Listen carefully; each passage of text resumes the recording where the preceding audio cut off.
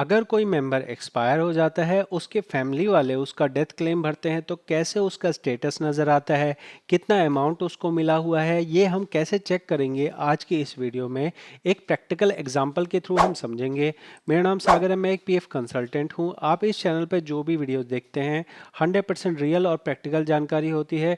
क्योंकि एक कंसल्टेंट होने के नाते मेरे पास लोगों बहुत ज़्यादा मैसेजेस आते हैं, मैं उन्हें कंसल्ट करता हूँ, फीस लेता हूँ, तब जाके कंसल्ट करता हूँ और जो वहाँ से सीखा जाता है उसको यूट्यूब पे फ्री ऑफ कॉस्ट एजुकेट करने के लिए देता हूँ। आप यहाँ पे ध्यान से देखें कि एक मैंने आपको स्टेटस दिखा रहा हूँ। इस स्टेटस के अंदर में आपको यहाँ पे 3 तरह की एंट्री नज़र आ रही हैं। पहली एंट्री है फॉर्म नंबर 20, दूसरी एंट्री है फॉर्म नंबर 5IF और तीसरी है फॉर्म नंबर 10D। ये 3 एंट्रियाँ आपके किसी भी मेंबर के डेथ क्लेम के अंदर में जो मिलने वाली चीज़ें हैं वो यहाँ से देखी जाती हैं। इसको आप कैसे देखेंगे? इसके लिए आप उमंग एप्लीकेशन पे भी क्लेम स्टेटस देख सकते हैं। वहाँ पे आपको अमाउंट नहीं नज़र आता है, तो अमाउंट अगर देखना है तो आपको उसके लिए पीएफ पासबुक की वेबसाइट खोलनी पड़ेगी। इस पासबुक की वेबसाइट पे आने के बाद आपको लॉगिन करना होगा। मैं आपको यहाँ पे पासबुक की स्क्रीन दिखा रहा हूँ। ये स्क्रीन पे आप देखेंगे तो यूएन नंबर पासवर्ड चाहिए। अगर पासवर्ड ना हो, आप इसमें फॉरगेट पासवर्ड कर सकते हैं। बाद में इसे फॉरगेट पासवर्ड मतलब सेटलमेंट हो जाए उसके बाद आप फॉरगेट पासवर्ड कर सकते हैं। बाकी जिस मेंबर का मतलब जो मान लो कि नॉमिनी है, जो वाइफ है या मान लीजिए मदर फादर हैं, तो उनके अकाउंट पे उनके मोबाइल नंबर पे एसएमएस भी आता है। तो ये 3 अमाउंट किस तरह से होते हैं वो समझ लीजिए। पहला अमाउंट होता है पीएफ का। इस पीएफ अमाउंट को जब सेटलमेंट किया जाता है तो फॉर्म नंबर 20 से सेटल किया जाता है। दूसरा होता है ईडीएलआई जो होता है इंश्योरेंस, और इसके लिए 5IF होता है। इसके अलावा तीसरा जो हमारा अमाउंट होता है वो होता है पेंशन वाला, जिसको 10D से सेटल किया जाता है और इसको हमें फैमिली पेंशन के नाम से हम समझते हैं। तो ये तीनों अकाउंट में इस तरह से अमाउंट डिसाइड होता है कि जितना भी पीएफ होता है वो पीएफ अमाउंट फॉर्म नंबर 20 से सेटल हो जाता है।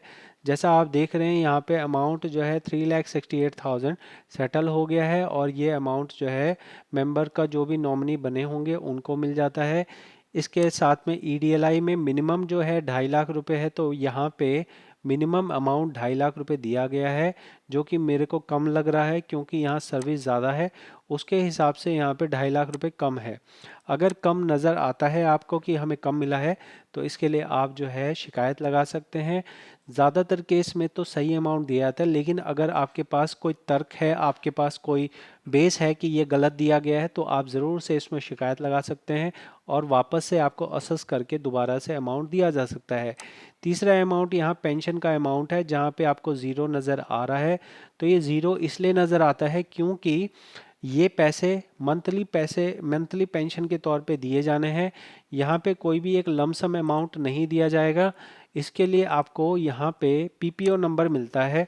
जब आपका यहाँ पे पीएफ को दे दिया गया, उसके बाद आपका पीएफ देने के बाद में पीएफ ऑफिस वाले यूएन नंबर को एक तरह से इग्नोर कर देते हैं।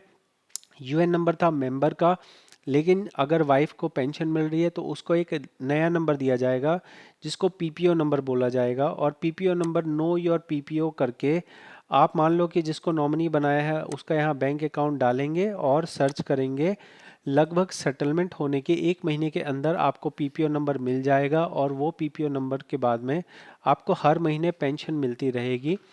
ये हर महीने पेंशन जो है, मान लिया कि मेंबर एक्सपायर हो गए थे 2024 में और आपने आज सेटलमेंट किया है नवंबर 2025 में, तो पहले महीने में आपको 2024 से 2025 तक जितने महीने बन रहे हैं उसके हिसाब से एक लमसम अमाउंट आपको दे दिया जाता है। और नवंबर 2025 के बाद में जब से आपका फर्स्ट इंस्टॉलमेंट शुरू होगी उसके बाद आपको हर महीने एक फिक्स अमाउंट आपके अकाउंट में आता रहेगा। बच्चे हैं तो बच्चों के अकाउंट में भी आएगा, अगर वाइफ है तो वाइफ के अकाउंट में भी आता रहेगा। बच्चों की उम्र के जो है 25 साल है, वाइफ अगर दूसरी शादी नहीं करती हैं तो उनको लाइफ टाइम मिलता रहेगा।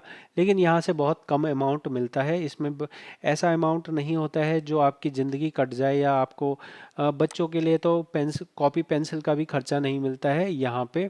बाकी आप ईएसआईसी वालों से जो है इंश्योरेंस का देख सकते हैं, क्योंकि वहाँ अगर नौकरी के दौरान एक्सपायर होते हैं तो वहाँ 90% तक जो है आपको सैलरी का मिलता है एज ए पेंशन, तो वो एक बड़ा बेनिफिट है। लेकिन वहाँ कंडीशन यही है कि जो मेंबर है वो एक्सपायर हुआ हो, नौकरी करने के दौरान नौकरी के जगह पे एक्सपायर हुए हो तभी उनको मिलता है।